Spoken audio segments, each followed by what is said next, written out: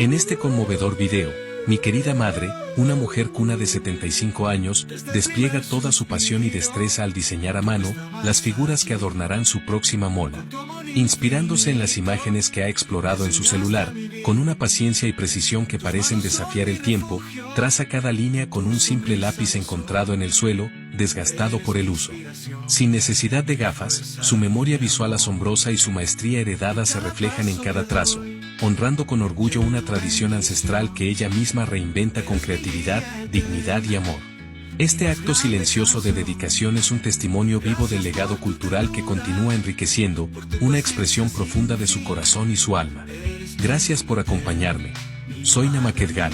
No olvides seguirme en mis redes sociales para estar al tanto de todas mis novedades y contenido. Nos vemos pronto.